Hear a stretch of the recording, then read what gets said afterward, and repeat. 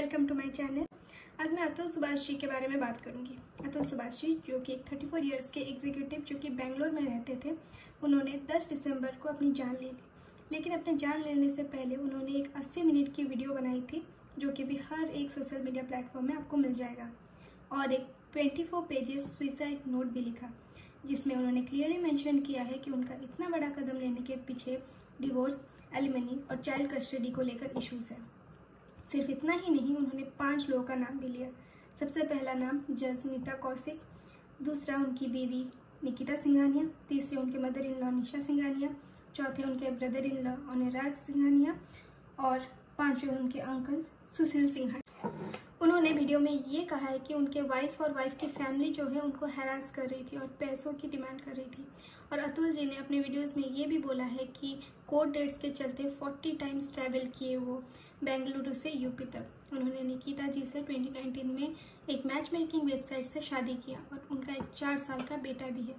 निकिता जी अतुल जी को अपने बेटे तक से मिलने नहीं देती थी और 3 करोड़ डिमांड कर रही थी। उन्होंने ये भी बोला है कि उनकी बीवी का अलग ही फैंटेसीज थे, जो कि आपको उनके वीडियोस में देखने को मिल जाएगा। अतुल जी ने उनका एसेंचर में भी जॉब लगाया था और इतना प्रूफ्स होने के बाद भी 16 नवंबर को उनकी वाइफ अरेस्ट हुई और 6 दिन तक अरेस्ट हुई नहीं थी वो, जो कि इस केस में सबसे मेन अक्यूज्ड है। ये केस सुनने के बाद सबके मन में बहुत सारे सवाल उठ रहे होंगे, मेरे भी मन में कुछ सवाल हैं। सबसे पहला, इसके जिम्मेदार कौन है? पुलिस, कोर्ट, अतुल जी जिन्होंने बिना सब कुछ जाने ही शादी किया, या फिर निकिता जी? शादी ही वो रीज़न है जो बहुत लोगों की जान ले लेती है। ये वीडियो सिर्फ अतुल जी की ही नहीं है, उन हज़ारों लाखों लोगों की है जो मैरिटल हैरेसमेंट से गुजरते हैं और बोल नहीं पाते। दूसरा सवाल, या फिर हमारे जस्टिस सिस्टम की एक औरत को ज़्यादा फेवर करते हैं। जैसे कि सृष्टि तुली जी के केस में, जो कि एक पायलट थी, उन्होंने एक ही दिन में उनके पुरुष मित्र आदित्य पंडित जी को अरेस्ट कर लिया था, ना कि उनके रूम में से कोई सुसाइड नोट या फिर कोई वीडियो मिला, लेकिन फिर भी उनके पुरुष मित्र अरेस्ट हो गए। तो क्या ये जस्टिस सिस्टम सिर्फ महिलाओं को फेवर करता है? ऐसा है तो कुछ दिन पहले ही कोलकाता में जो इतना खतरनाक केस हुआ था, उनको तो अभी तक जस्टिस नहीं मिला। क्या बड़े पावर के लोगों को ही सिस्टम सपोर्ट करता है? ठीक है, फिर निर्भया केस में सबसे खतरनाक एक्यूज्ड को बेल मिल गया, क्योंकि जब उसने वो सब किया, वो क्राइम कमिट की, तो वो सिर्फ 17 साल का था। तो क्या उसमें तो ना वो पावरफुल था ना कुछ था, लेकिन वो सिर्फ 17 साल का और कुछ ही दिनों में 18 का होने वाला था, उसको बेल मिल गया।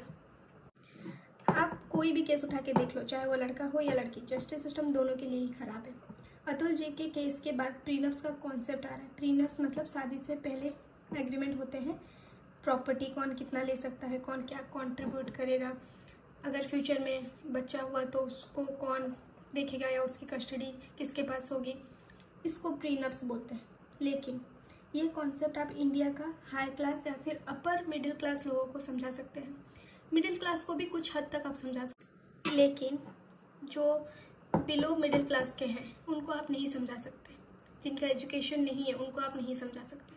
हमारे इंडिया में मैरिज का कॉन्सेप्ट ट्रस्ट पे चलता है। एक दूल्हा को अपने दुल्हन पे, उनके पेरेंट्स पे, दोनों फैमिलीज में आपस में ट्रस्ट, उससे बनता है हमारा मैरिज। तो क्या प्रीनप ही सोल्यूशन है ऐसे केस को रोकने के लिए, या फिर हमारा जस्टिस सिस्टम का जस्टिस इतना स्ट्रिक्ट होना चाहिए कि ऐसा कोई करने से पहले या सोचने से पहले भी डर जाए? ये सिर्फ लड़का या लड़की उनके लिए नहीं है, दोनों ही इक्वली साथ में एक दूसरे के लिए अगर खड़े होंगे, तब शायद आगे ये सारे जो केसेस है जो अतुल जी के साथ हुआ वो ना हो और कई अतुल जी से बच जाए। #meant to। इस वीडियो को ज़रूर शेयर कीजिएगा। Thank you.